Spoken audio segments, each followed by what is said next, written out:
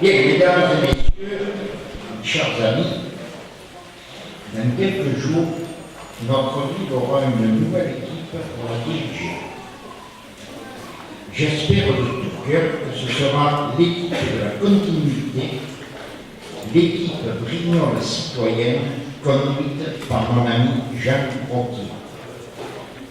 Notre ville a besoin de mouvement et durant ces 6 ans de mandat, nous avons fait bouger les lignes.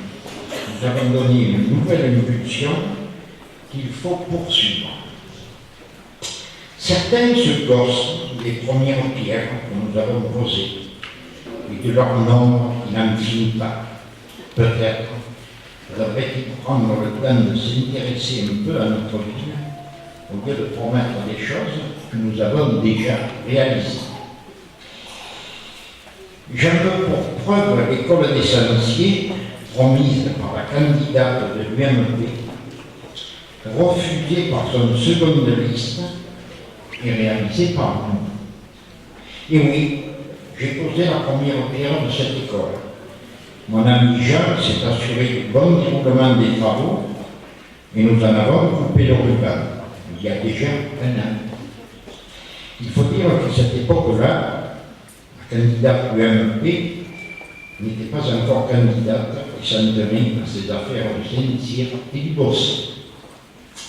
Aujourd'hui, avec Jean Roquier, je veux vous parler de notre bilan, de toutes ces premières pierres que j'ai posées et qui ont donné lieu à tant de réalisations qui ont changé la vie des Brignolais. Le stade synthétique du Var, le stade en gazon naturel, les tribunes d'honneur et les vestiaires, la maison d'accueil Alzheimer, la rénovation des rues Foch, Lys de Signon et Petit Paradis, la promenade des Berges, l'agrandissement de l'école Marie Curie, la maison des services publics, la piscine couverte Aquabar, la rénovation du quartier Carami, le tribunal d'instance, la station d'épuration, la rénovation du centre ancien et bien sûr la création de la régie des eaux du pays de Brignoles. Alors, j'ai lu dans la presse que la candidate du MP avait fait une charte d'éthique. Je ne vais pas vous dire les 10 commandements, je vous dirais que le 9, mettre fin aux inaugurations de première pierre qui restent à l'état de projet et n'aboutissent jamais. Ça, il faut le dire et il faut l'écrire. Je viens donc de vous donner la liste des principales réalisations. Je ne parle pas des petites rues dans les vieux quartiers. Je vous ai donné les principales réalisations. J'ai compté. J'ai posé 11 pierres. J'ai coupé 11 rubans. J'ai posé 5 pierres et les rubans seront coupés par mon successeur. Alors, ça donne l'impression que le matin, quand je me réveille, je bois le café, je prends la gamate, un peu de ciment, une trielle, et je dis, je vais poser une pierre. Et je ne sais pas à quoi elle sert. Voilà. Alors là, c'est quand même, vous savez, j'ai l'air de plaisanter comme ça, mais je suis très colère. Parce que ça donne l'impression que cette municipalité n'a rien fait et que le peu qu'elle fait, c'est n'importe quoi. Je pose des pierres et rien ne se passe après. Mieux. À 3 de ces travaux, piscine couverte, tribunal d'instance, et je me rappelle plus bien, Madame Paul, c'était avec moi, elle tenait la cruelle. Et après, elle dit que je pose la première pierre, c'est n'importe quoi. Mais écoutez, c'est avec ce genre de réflexion, ce genre d'écrit, que l'on décourage les jeunes à venir voter et qui disent gauche-droite, ça, c'est pareil. Eh bien non, avec nous, c'est pas pareil. Je vous ai donné la liste des pierres que j'ai posées, des rubans que j'ai coupés et des rubans qui seront coupés par mon successeur. Voilà, je tenais quand même à vous le dire. Quand réalisations menées d'amour matin par mon fidèle délégué aux travaux durant ces 6 ans, Jean Roquet, et toute l'équipe qui nous a accompagnés durant ces 6 ans, je souhaite ce soir encore partager avec vous ce qui restera ma plus grande fierté du maire, notre combat sur l'hôpital. J'entends certains se gargariser d'avoir sauvé l'hôpital de Marseille et de vouloir s'en attribuer les mérites. Mais je vous le dis avec force, les 30 000 pétitions signées, les 4 000 personnes descendues dans la rue, c'est beaucoup. Ce sont les citoyens de Brignoles, ce sont les docteurs, les blouses blanches, les infirmières, les agents hospitaliers. Mes amis, n'en déplaise à nos adversaires parachutés et s'y trompent à défendre leurs intérêts partisans aux dépens de l'intérêt général, je le dis avec force, avec puissance et en les regardant face à face, l'hôpital de Brignoles, c'est le peuple brignolais qui l'a sauvé.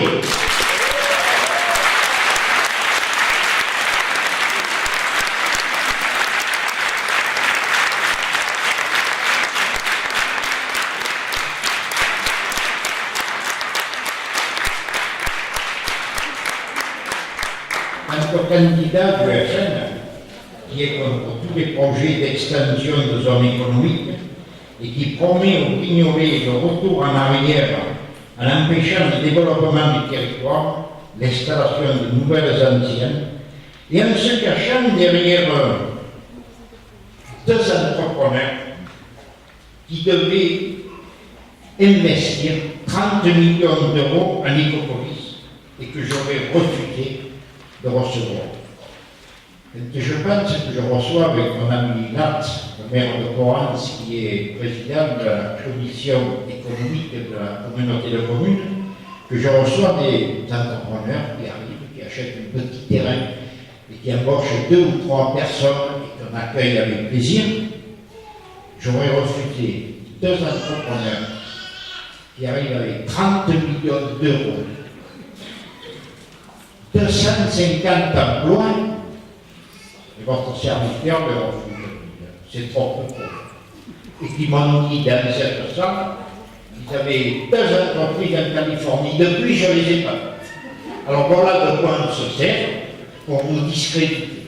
Et je tenais là aussi à vous le dire, tout comme à l'hôpital.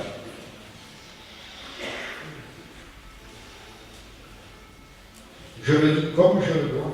Je maintiens tous mes propos et je fais confiance à la justice pour condamner ceux qui profèrent mensonges et calomnies en attisant les peurs populaires. Car je vous confirme que j'ai déposé une plainte contre M. Lopez pour les propos qu'il a tenus au sujet de ces 2 entrepreneurs. Et quand je suis passé à la télé, à l'émission, aidez-moi, La Voix est libre, m'a posé cette question alors que l'émission était pratiquement terminée, ce qui lui a valu quelques reproches de la part du journaliste qui lui a dit « Monsieur, ça ne se fait pas de poser une question comme ça alors que l'émission est pratiquement terminée, je n'ai pas pu répondre. Je vous réponds maintenant, vous savez, là. Depuis je vous ai plus coupé, je sais pas où. Mes chers amis, nous avons un billard. Ce que j'ai écouté dans le détail, après-midi, je me suis pris 3 quarts d'heure pour écouter ce qu'a dit Mme Pons dans cette salle hier. Eh bien, nous sommes fiers du travail accompli et de l'impulsion que nous avons donnée à Brignoles, ne leur en déplaise. Il reste encore tant à faire, voilà pourquoi il n'y a qu'un seul candidat capable de relever ce défi. Une seule personne pouvant poursuivre ce nouvel alarme pour notre ville, je vous demande désormais d'accueillir celui qui nous mènera à la victoire le soir du 23 mars ou du 30, Monsieur le colonel de sapeurs-pompiers à la retraite, artisan de la piscine couverte, président de la Régie des eaux, qui a mené à bien. Merci d'applaudir chaleureusement Jean Roquet.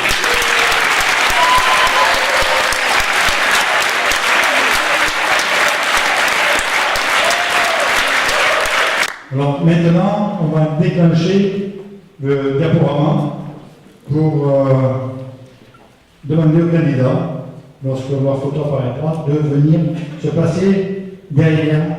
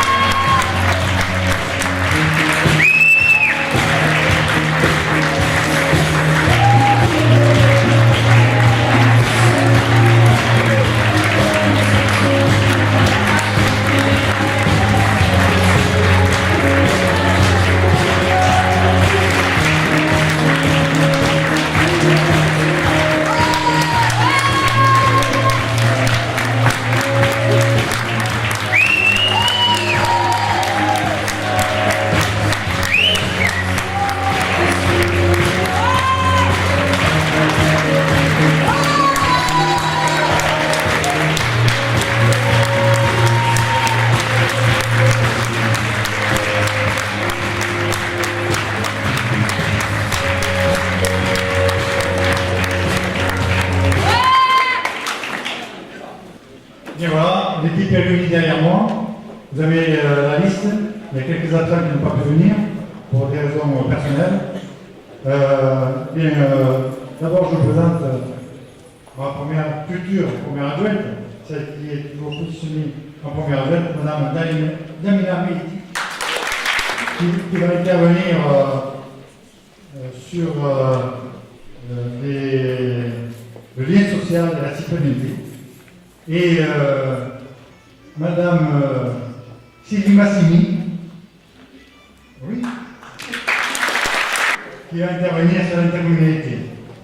Et ensuite, je clôturerai cette réunion publique. Merci.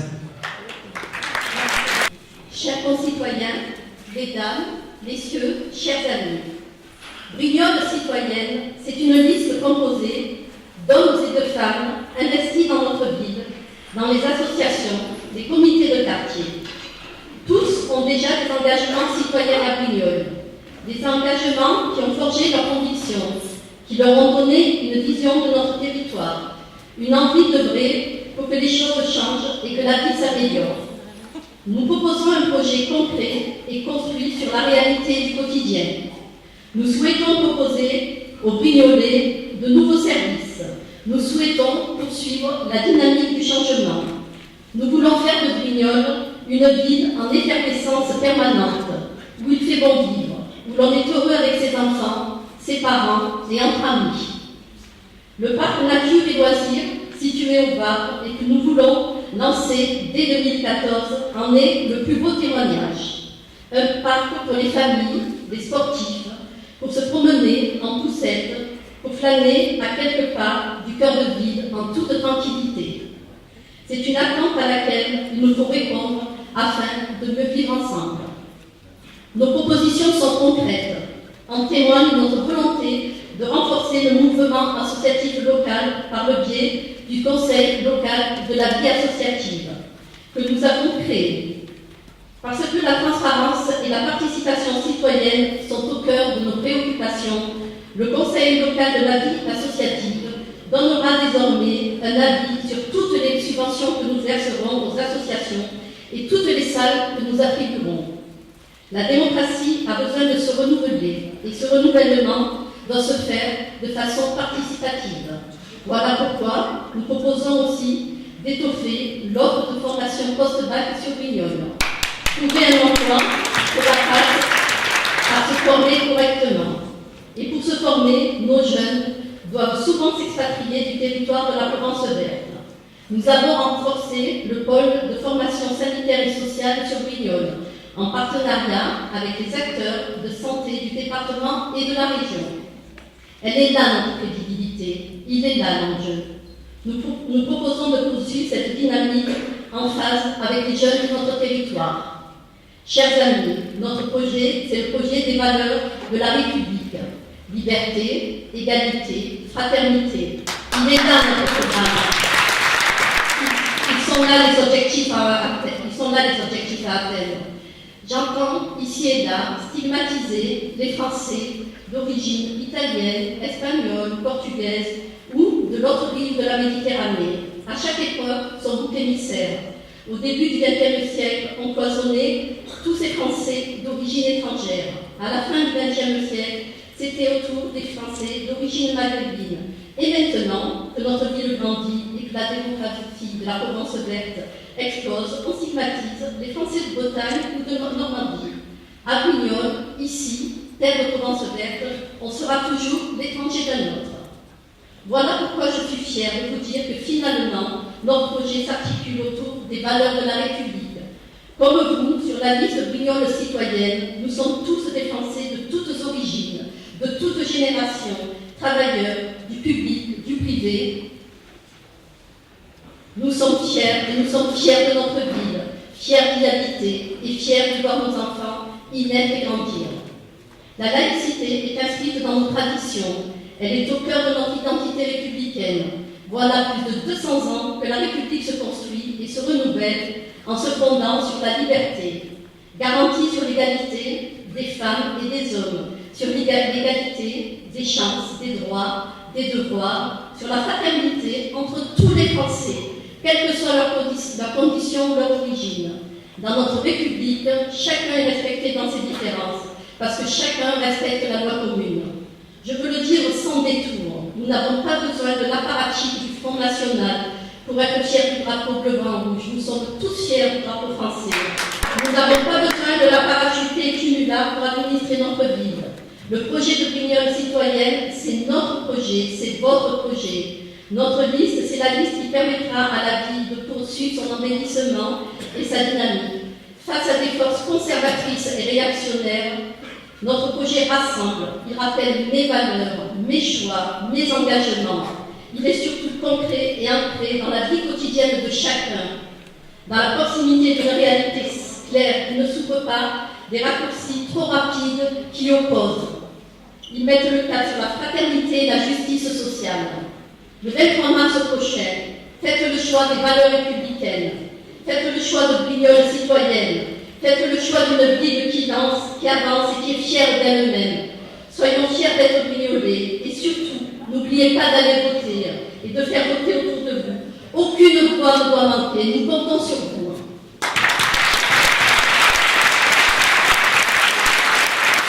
Passe la parole maintenant à Céline Mathilde. Bien, chers amis, chers Brignolais, je vais vous parler du pays de Brignoles.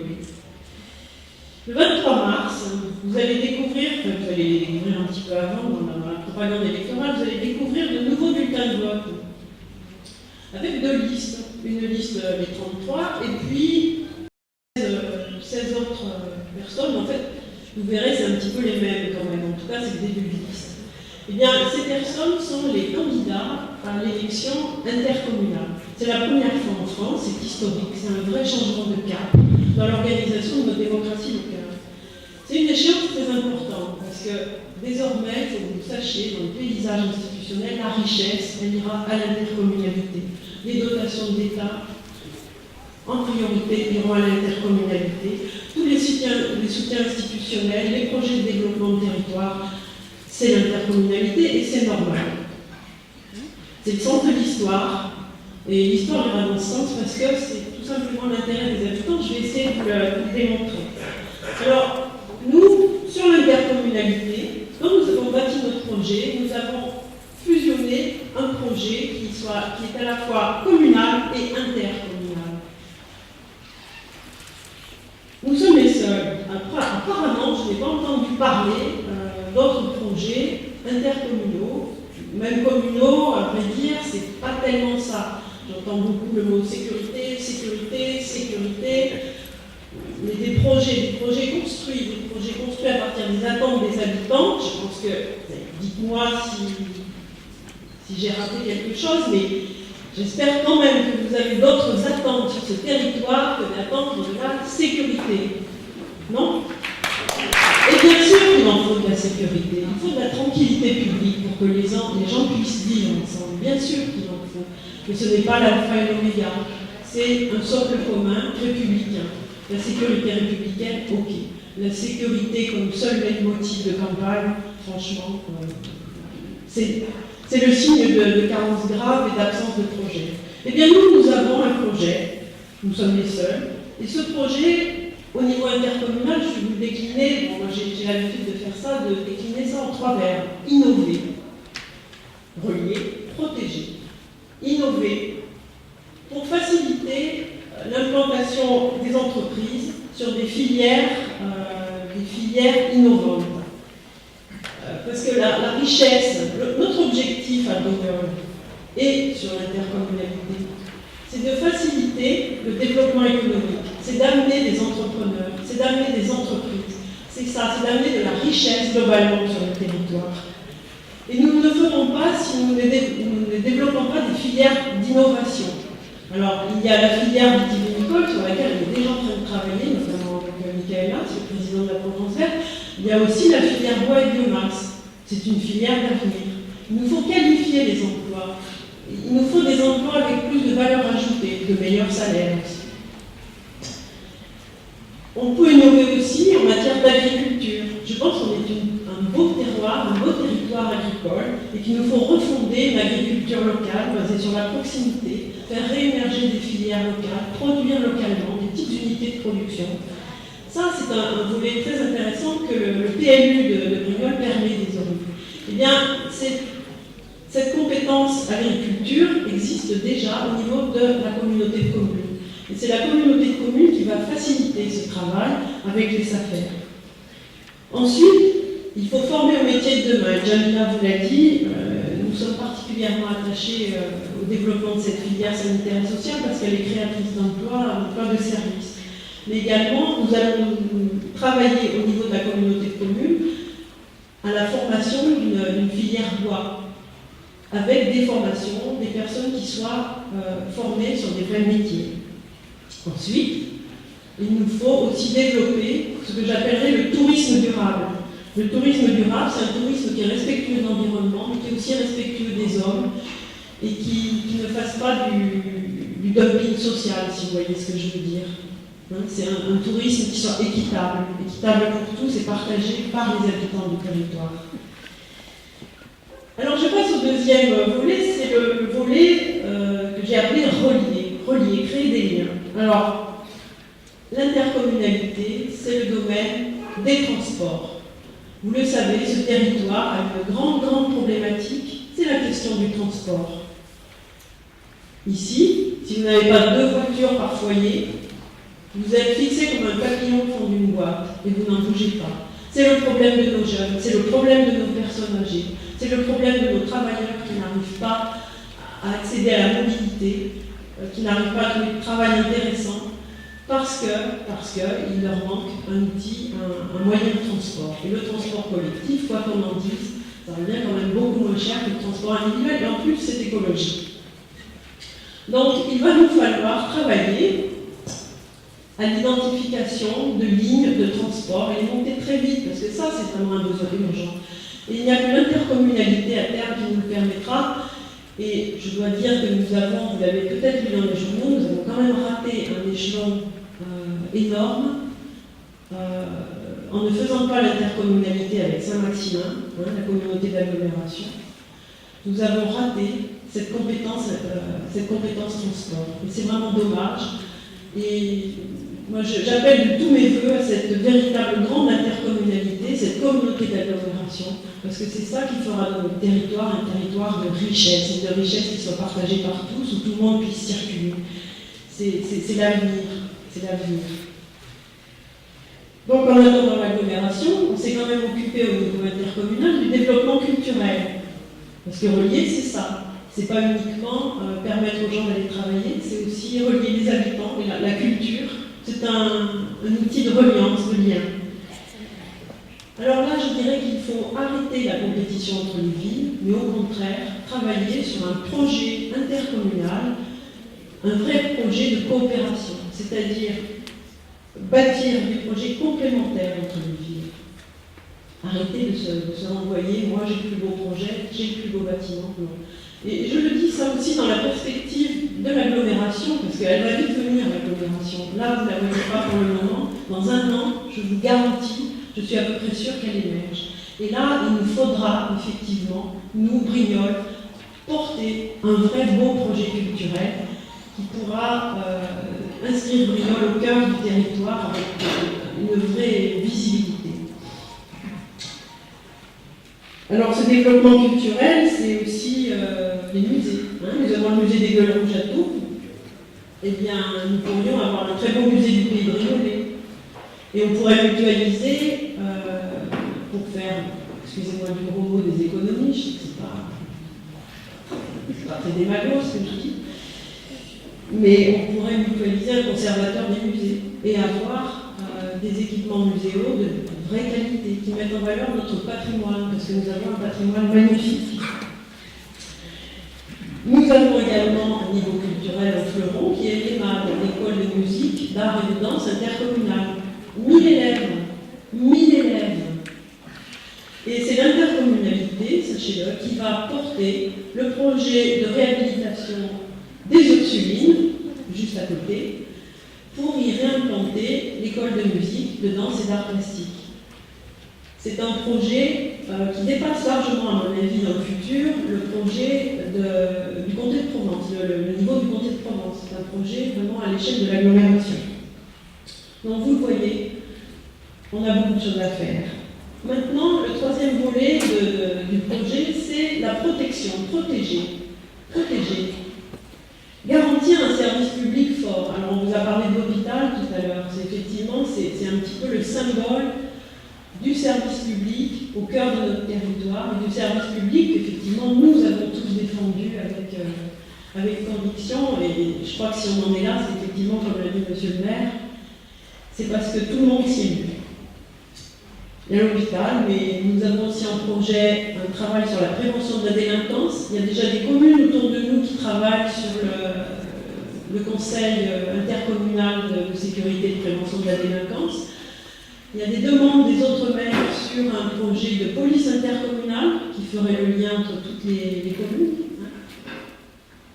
C'est un projet qu'avait proposé Claude Gilardo, mais il faut le temps du temps quand même pour que les choses se partagent, mûrissent. Et puis, protéger le volet social.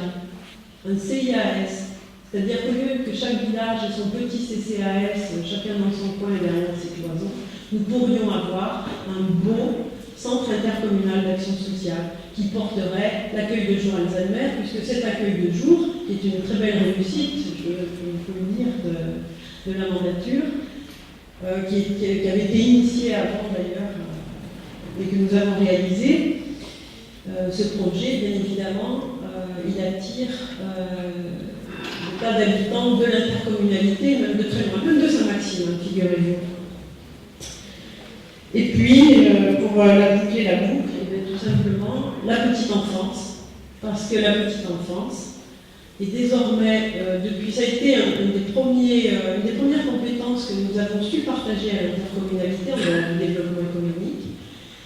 Et c'est le moyen de drainer, si vous voulez, suffisamment de fonds pour pouvoir ouvrir des crèches.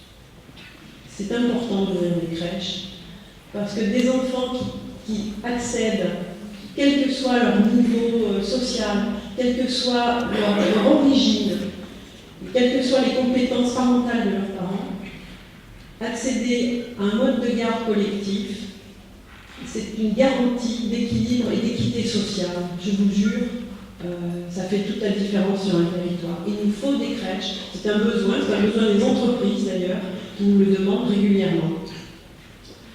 Alors, pour partager ces projets, c'est mon deuxième propos, il n'y a pas de mystère.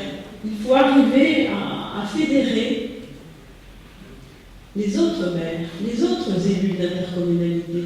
Et ça, la France, c'est 36 000 communes, 36 000 clochers.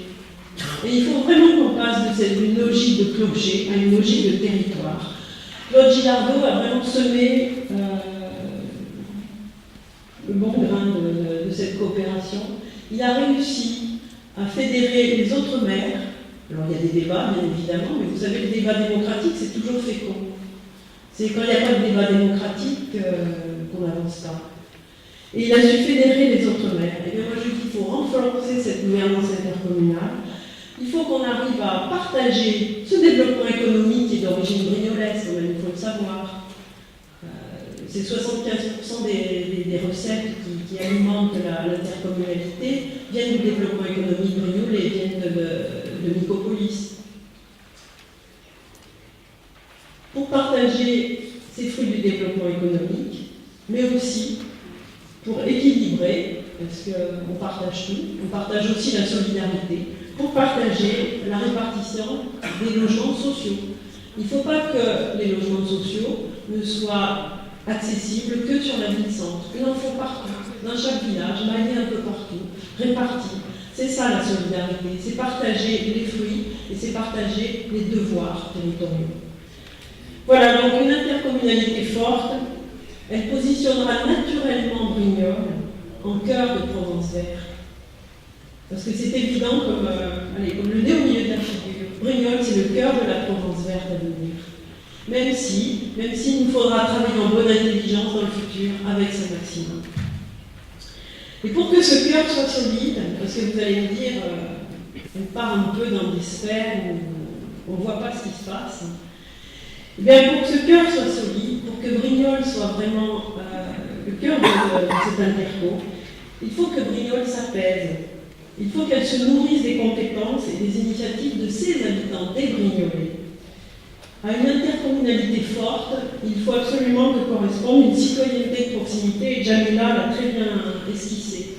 Alors nous avions, sur cette première mandature, mis en place des comités de quartier. Il faut démultiplier ce type d'initiative.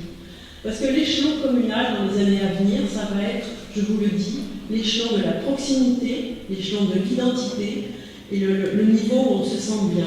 Et ce n'est que par ce travail avec les habitants, autour de projets partagés, de micro-projets sur chaque partie, des projets d'animation, la consultation d'habitants autour de projets plus larges comme l'intercommunalité, qu'on pourra bâtir un territoire stable, solide et apaisé.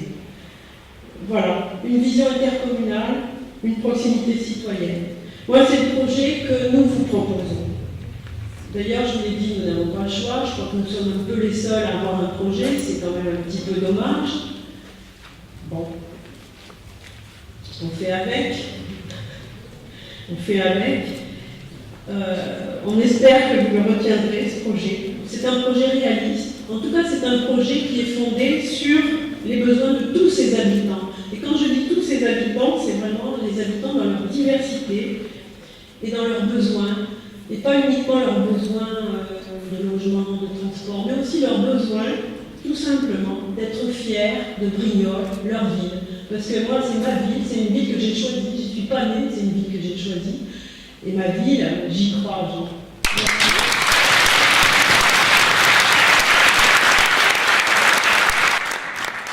Merci Sylvie, merci Jamila, merci à tous. Je suis heureux d'être avec vous ce soir, très heureux. Je vous remercie de vous être déplacés pour écouter le projet porté par la liste que je conduis. Être candidat dans la ville de ma fenêtre, dans laquelle j'ai grandi, est pour moi un honneur. J'ai passé toute mon enfance. Mon métier, ma passion de sapeur-pompier m'a conduit à évoluer dans différentes régions de France.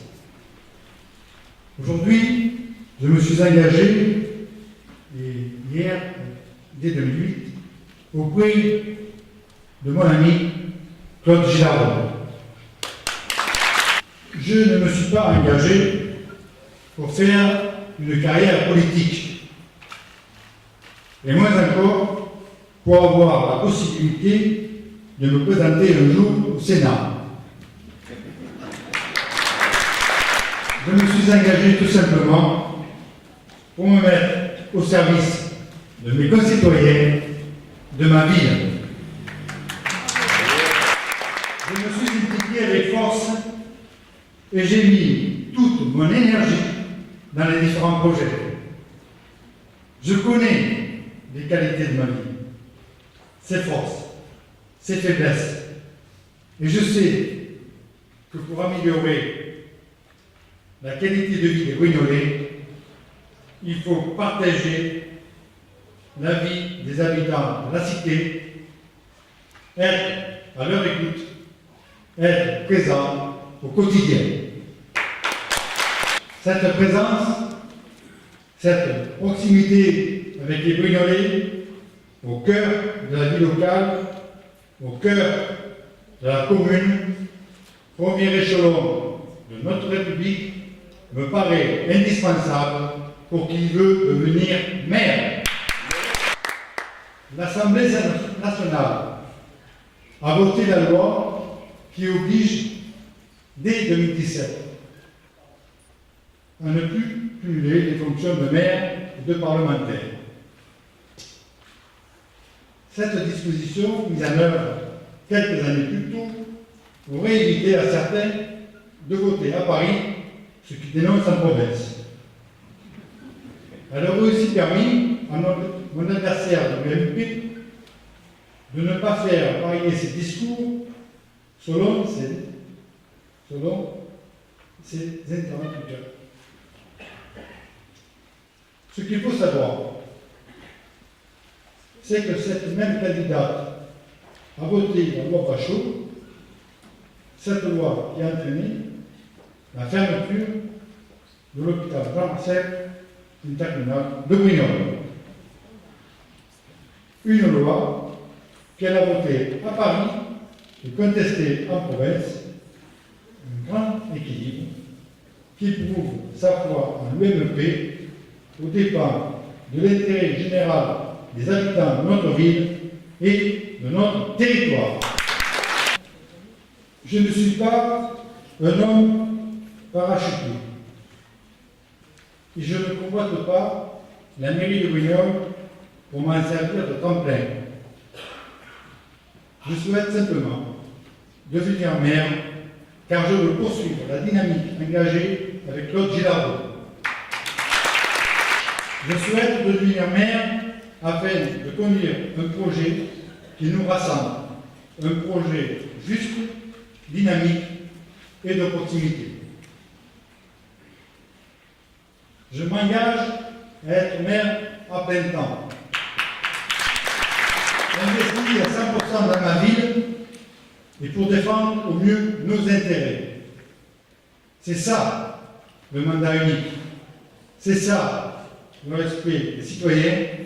Je ne briguerai aucun autre mandat. Notre bilan parle pour nous. Et les Brignolais n'ont pas besoin de discours pour voir comment notre ville a changé grâce à tous les équipements publics et toutes les voiries et rues que nous avons réalisées.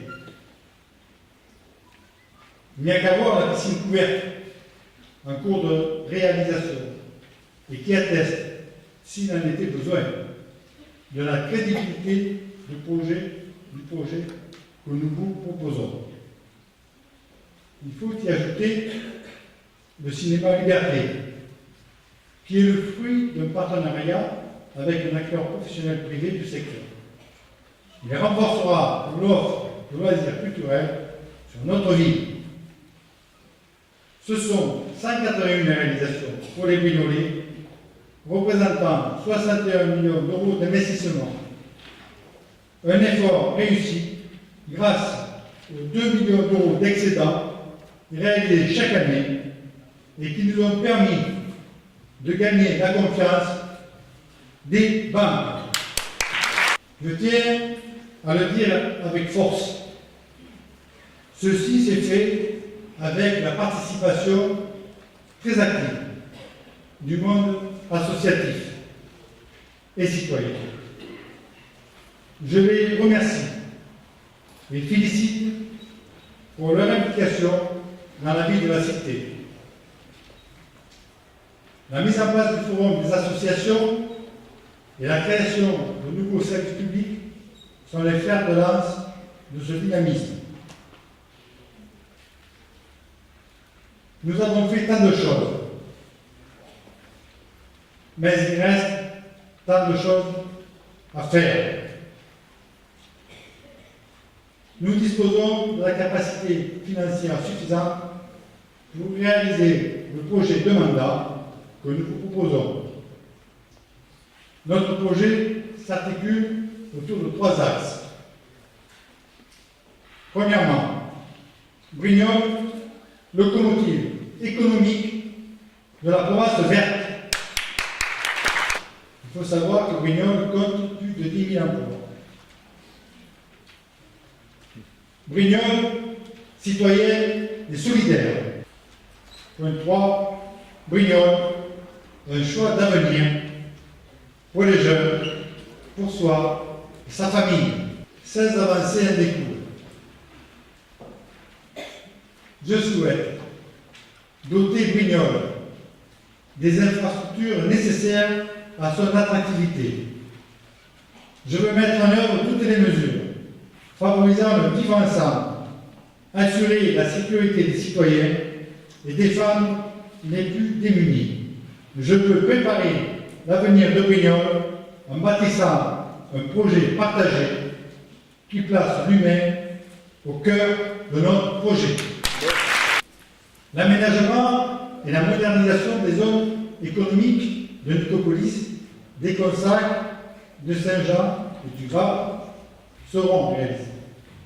La construction de logements sera une priorité du mandat afin de faciliter le parcours résidentiel des ménages. Plusieurs projets seront mis en œuvre, notamment celui du quartier de Paris. La création d'un réseau de transport reliant les quartiers sera engagée avec des navettes régulières. Un transport à la demande pour les personnes âgées et des tarifs préférentiels pour les jeunes, les seniors et les demandeurs d'emploi. La mobilité ne doit pas être un frein pour trouver un travail et stimuler l'économie locale. Ce doit être une opportunité et c'est ce que nous proposons.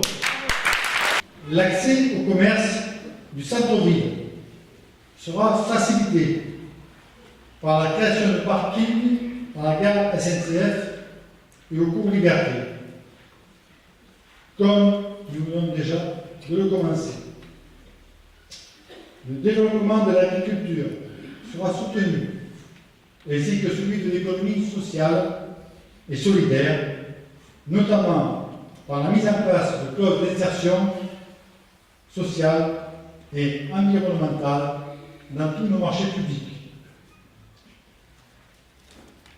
L'éducation sera renforcée en plaçant la jeunesse au cœur des préoccupations du mandat par la création d'une maison de jeunes, un lieu qui nous fait défaut et dont nous avons tant besoin.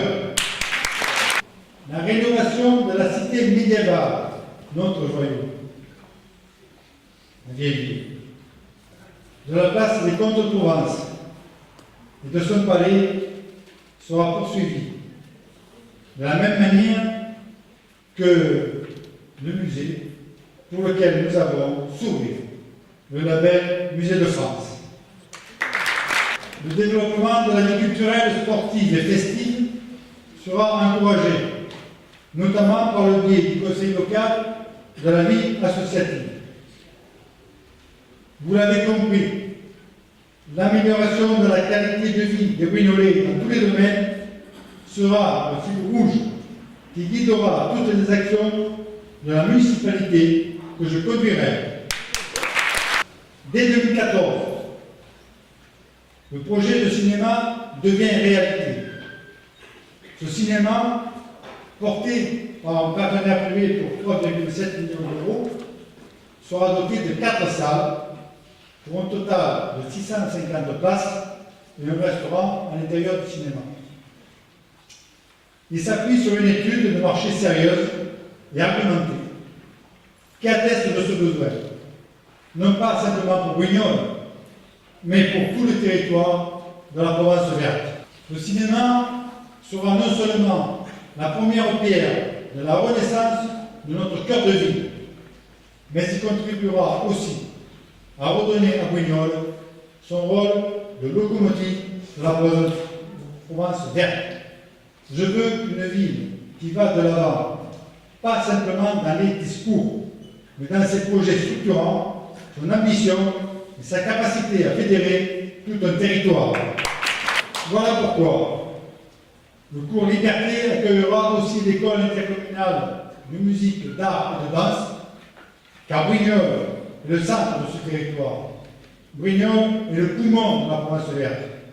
L'attractivité de notre centre-ville permettra à de nombreuses enseignes nationales de s'installer de nouveau chez nous.